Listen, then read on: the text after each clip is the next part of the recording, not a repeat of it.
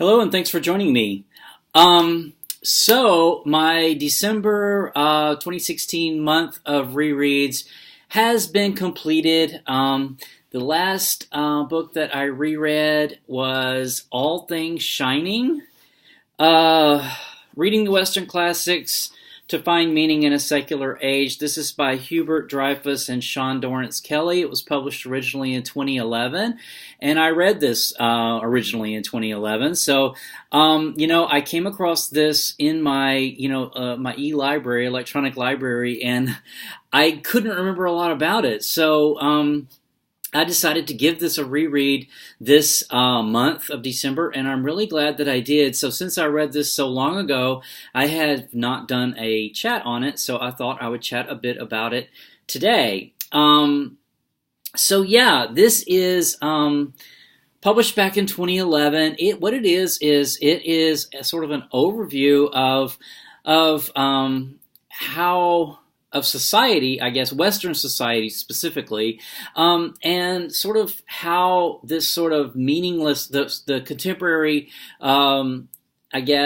state of culture, a certain meaninglessness to it, and the example that he uses from literature to sort of illustrate this is Infinite Jest by David Foster Wallace, which was published, a few years ago, and which I actually haven't read. And now I remember whenever I read this book originally the first time, I thought, oh my gosh, I've got to read that, Infinite Jest by David Foster Wallace, and I still haven't read it, nor have I read anything by David Foster Wallace, so I am not familiar with his writing. I mean, I'm familiar with his writing just because of, it's out there, but I haven't read it myself.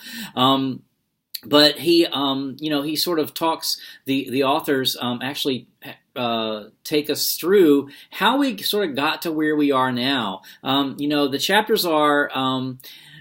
it starts off with this introduction about our contemporary nihilism, and then, nihilism, sort of this meaninglessness of life, and then the second chapter is called Contemporary Nihilism, David Foster Wallace, and this is where it talks about Infinite Jest, and sort of examples of our paradigm, they call it, that we have now.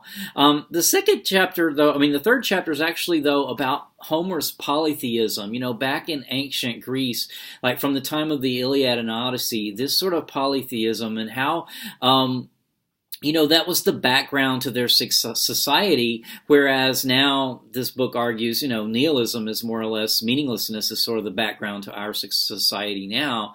But back in the time of like Homer, this sort of polytheism where people actually, I sort of took away from when I was reading this, like it sort of seems like people thought of themselves kind of like dolls that were getting moved around by the various gods, and he gives the authors give various examples of this, like Helen of Troy, when she runs off with Paris to Troy. They basically in the Greek view, Aphrodite made her do it, so they didn't really hold her. They thought she was still a great example of womanhood, because even though she ran off and ran away from her husband, and started this horrible war that lasted forever, she was actually just kind of a pawn of Aphrodite in this whole thing. So, and then the next the next chapter is called Chapter 4, From Aeschylus to Augustine, Monotheism on the Rise. So it takes us, from Aeschylus, the plays of Aeschylus, which were several hundred years after Homer wrote down the Iliad and Odyssey.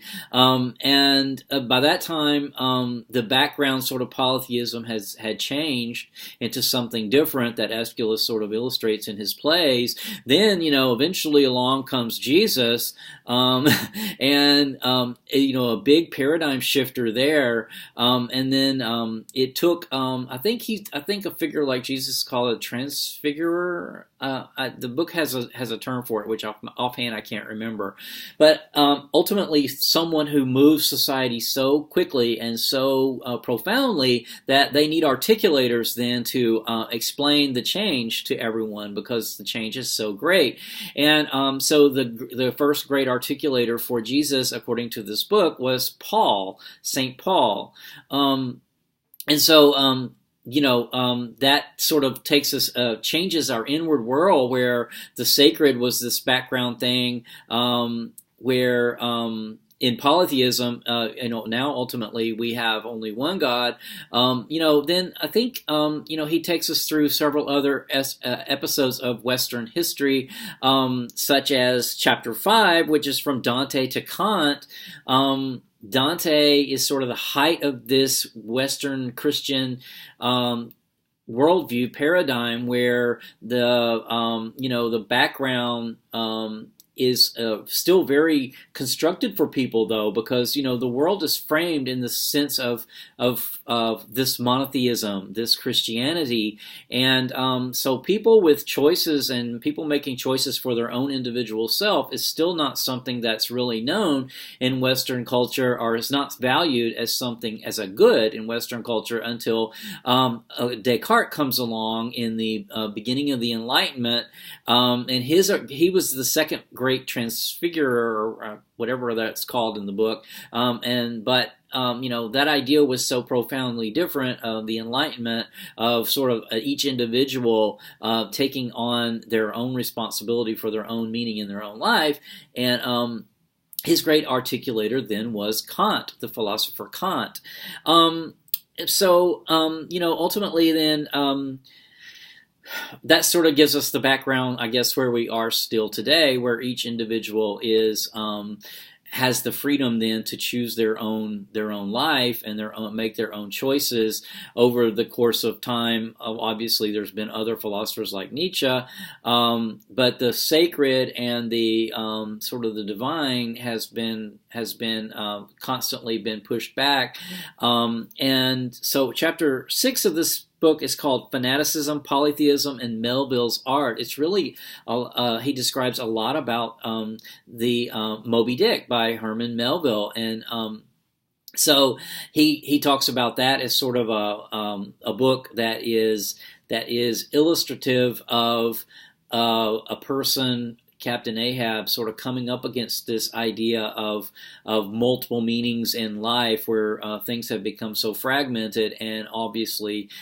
he is fighting it with all of his strength. I've read Moby Dick before, and actually I think I read it after I read this book. I read it again, and I see it. What I really would like to do at some point in the future, I think, is read a book about Moby Dick, not Moby Dick, but read a book, a book that sort of goes through the different symbolism and things, because what's covered in this book, which is only really one chapter, is really fascinating. This idea of the whiteness of the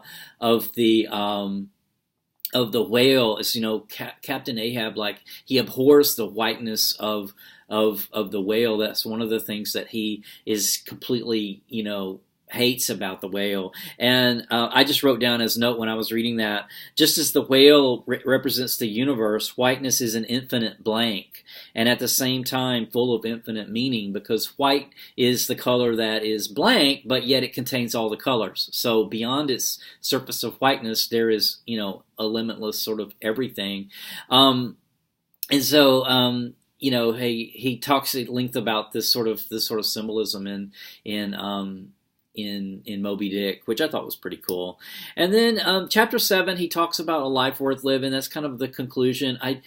Both of these authors, the answer that they provide at the end is sort of, they're advocating a return to polytheism, not the polytheism of Homer, where we were basically dolls getting moved around by multiple gods, but really being able to find, I think, the sacred in everything, and to do that sort of without thinking, and that would make it that sort of polytheistic, sort of multiple meanings in the background. We obviously can't undo our thousands of years of history and go back to the polytheism of Homer.